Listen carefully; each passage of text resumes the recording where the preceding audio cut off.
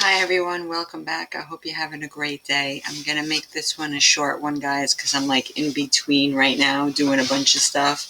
But as you know, on this channel we go into the Doublespeak book, and some people have been, there was a viewer who said that like my scanned pages were a little blurry. I totally apologize. So I found a link to another reference by the same author, which it's like so similar.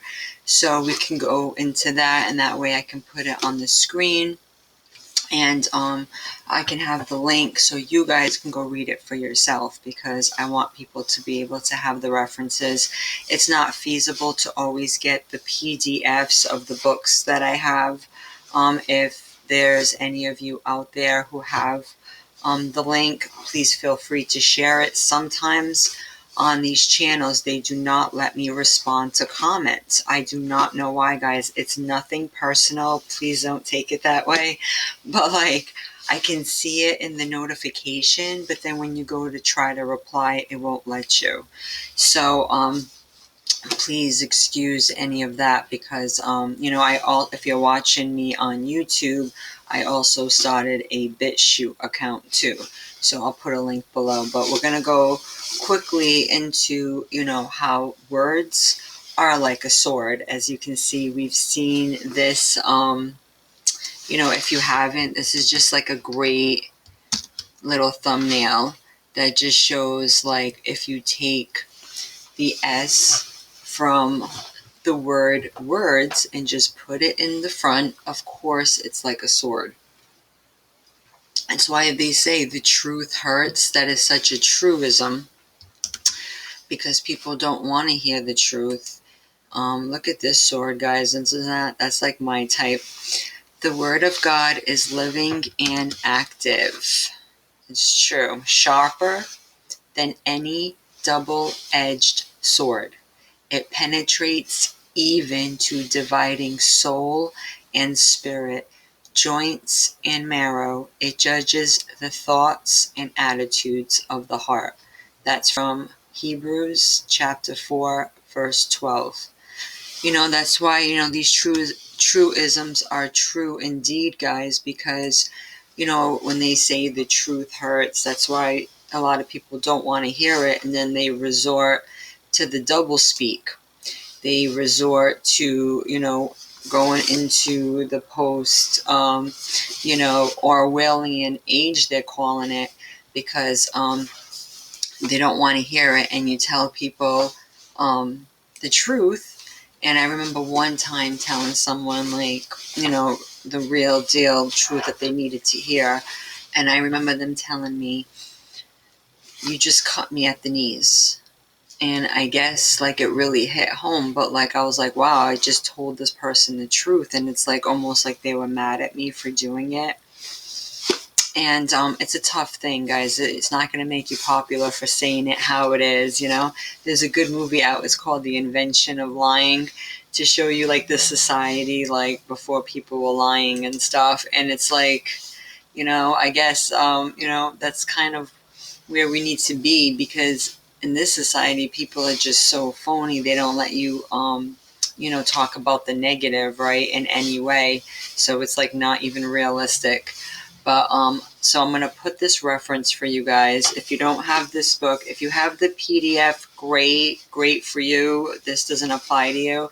But some people don't, and I couldn't find the PDF to, for anything. I looked and I looked, so I wanted to put the link for that. But this reference is really great too. And it lets you download, as you can see. There's a link to the right. So I'll put this link, but see how it says download full text?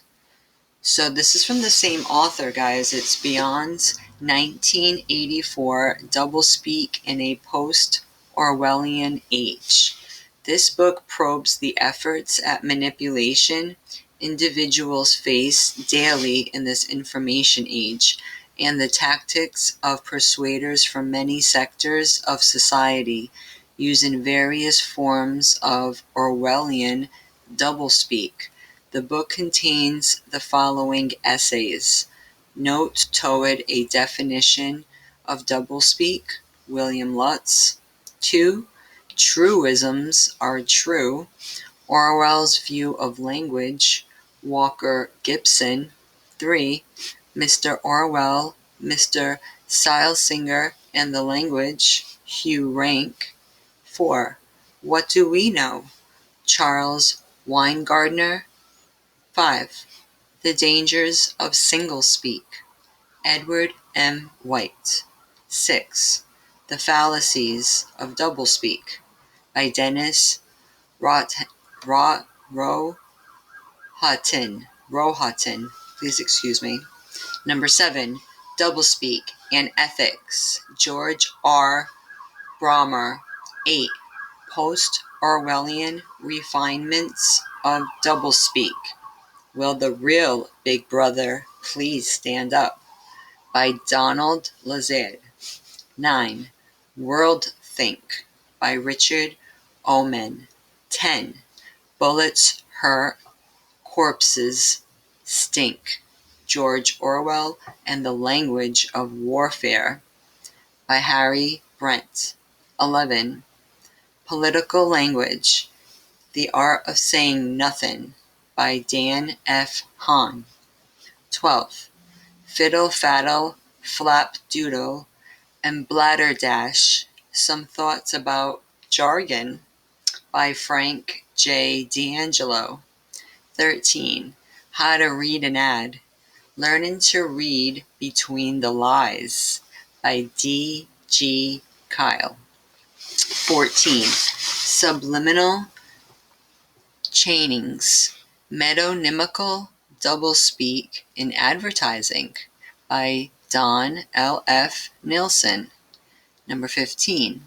Doublespeak and the Polemics of Technology, by Scott Buchler. 16. Make Money, Not Sense, Keep Academia Green, by Julia Penelope. 17. Sensation Speak in America, Roy F. Fox. And 18.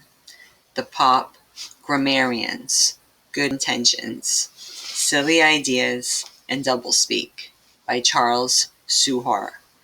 3 appendixes are attached: the George Orwell Awards, the Doublespeak Award, and the Quarterly Review of Doublespeak. So this is a really, really good reference, guys, if you don't have it. So you just click this little tab to the right, and it'll give you this, so you can download it. You can back it up,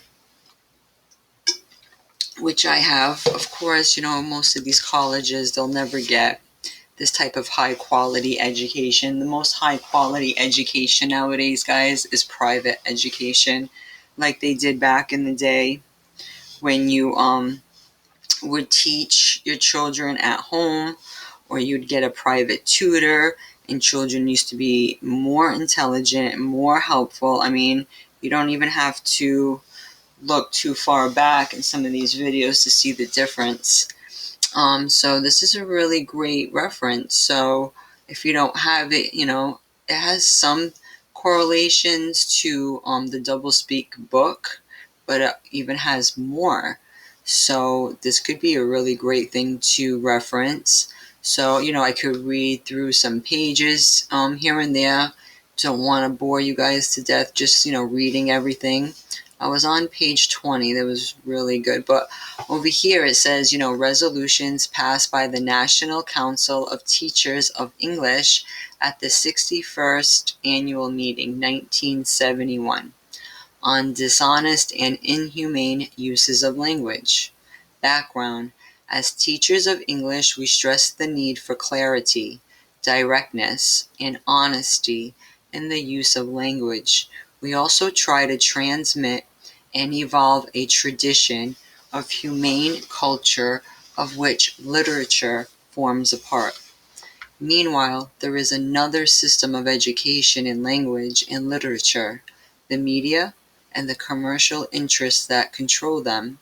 In this system, too, language is not always used Not sure if this means lucidly and honestly, but it is used with great power. The Council on Economic Priorities recently showed, for instance, that many large corporations are trying to capitalize on public concern about the environment by advertising campaigns that are, at best, misleading, at worst, dangerously false. Similarly, a lyric poem, a literary form, is being used with musical accompaniment to suggest that the problem of air pollution had best be left to the corporations.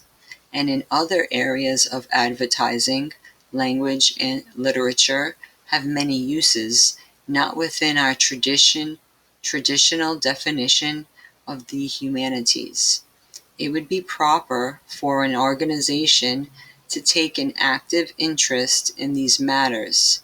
Be it therefore resolved that the National Council of Teachers of English find means to study dishonest and inhumane uses of language and literature by advertisers to bring offenses to public attention and to propose classroom techniques for preparing children to cope with commercial propaganda. So true. On the relation of language and public policy background, most English teachers accept Orwell's point in politics and the English language. The language is often used as an instrument of social control. At best, it is not a neutral medium, but reflects and implements the interests of its users. For this reason, the way language is used by those with political power is a matter of concern to all of us. During the past 10 years, we have seen public officials in our country using words like pacification, free fire zones, protective reaction, incursion, free elections, aggression, defense, and systems to mediate and sell a war to the American public. Although teachers of English do not make national policy, we should do what we can to free public language and thought from manipulation by the powerful. Be it therefore resolved that the National Council of Teachers of English find means to study the relation of language to public policy, to keep track of, publicize, and combat semantic distortion by public officials, candidates for office, political commentators, and all those who transmit through the mass media. That's so true, guys. We got to keep these people accountable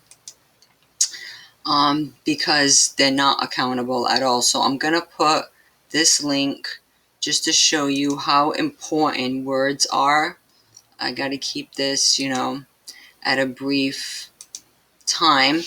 I will definitely go into it a bit more in the next one, because now that I have a great reference for you guys, so you're not like, not seeing the pages. I'm sorry if it was really difficult to see. I want everybody to be able to,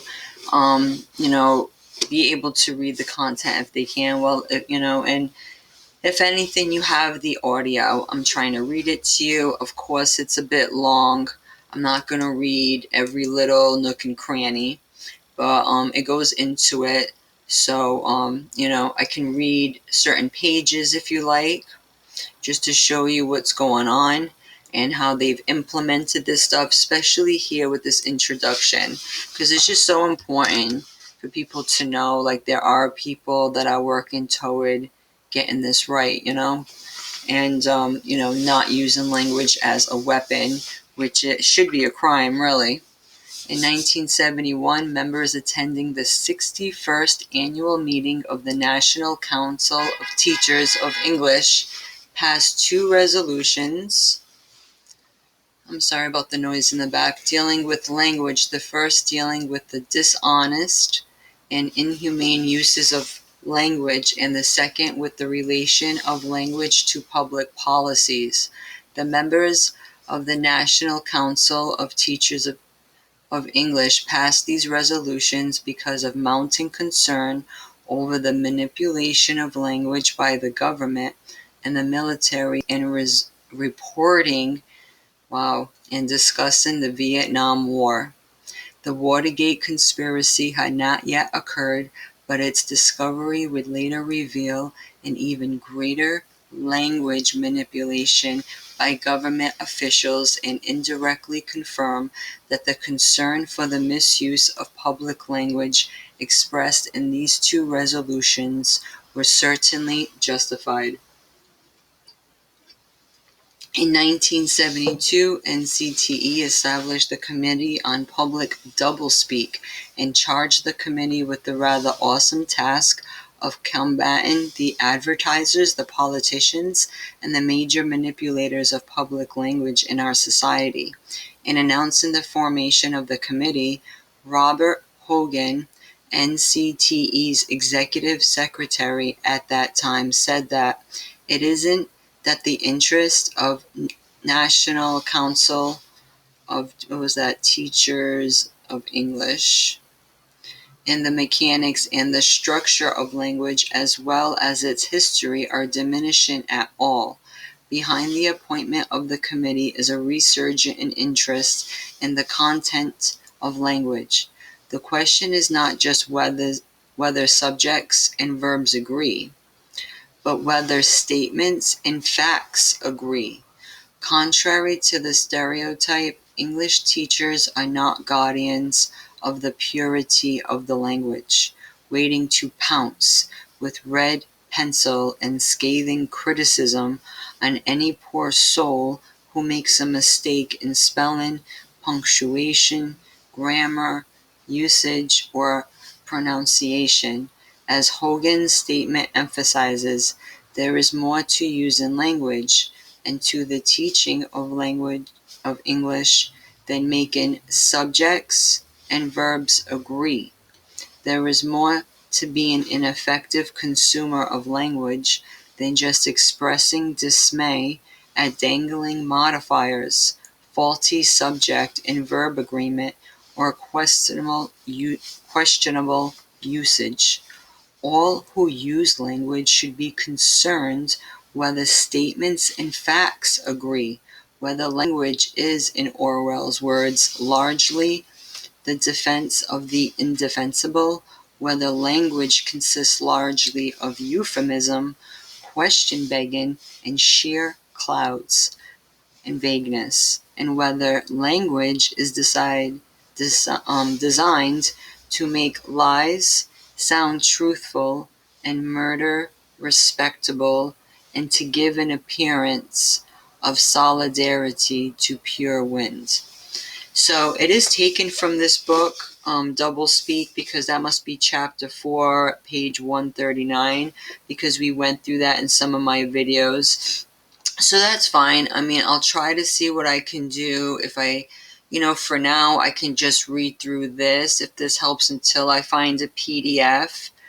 And if you want, you can always put a PDF in the link for the next person, or if I'm on BIT CHUTE, you can put it here, and I probably can see the comments better, because on YouTube, they're just ridiculous, guys. They really do block people from interacting with each other, maybe to dissuade sharing of, like-minded people and our ideas, because that's happened to a lot of YouTubers. They say they get blocked from replying to their commenters, and of course that makes us look like we're not paying attention to the feedback, causes confusion. So yeah, they know what they're doing, but it's nothing personal, and whenever I can, I always put my email up. So I tell everyone, feel free to email me if possible. This is all about sharing ideas, empowering ourselves, because they're using these words like a damn sword, and that's fine if you're using the truth, but people are using lies constantly. It goes to show, some people don't even know how to tell the truth. We've been raised in a generation of soft language. You have to gently tell people everything. And I wasn't raised like that. My parents were from the old country. I mean, when you would fall and trip yourself, they were freaking crazy. They'd be like, too bad. They'd say their thing in Portuguese, be fate, be fate. You should have watched where you were going. And now everyone wants you to like coddle them in every type of way. And they say like, that's why there's such a rise in malignant narcissism and psychopathy. People are like straight up crazy. They cannot handle when you try to tell them the truth. And when you care about somebody, the truth is very important, right? I thought like if you were a friend, you're supposed to tell the truth. But no, people just want friends nowadays so they can just lie to each other and enable each other. They want a bunch of flying monkeys. They want a bunch of, yes men and women and stuff. And that's not how you grow. That's not how you get better. That's not how you level up, as they say, right? Spiritually, mentally. So for anyone, I'm really sorry if, you didn't like me scanning the pages ahead of you, or, I just want everyone to be, this is the best way I can do it, because not every not every book is going to have a PDF that's free or whatever. Thus, everything would be free, all these books, not everyone is as easy. If someone has the PDF, great, share it. Put it in the description, whatever, totally, until I can get it myself. That's the only way I can read this book to people. So we'll keep delving into it, because that isn't the link isn't quite verbatim this book, but it goes into the doublespeak and the manipulation of words and how that can really induce a psychosis and a mental illness. And everyone wants positive feedback for doing negative things. Well, if you want positive feedback, you got to do positive things, right, guys? So thank you so much. I appreciate you guys, and I hope this helped. And so please feel free to download that link, and have a wonderful day.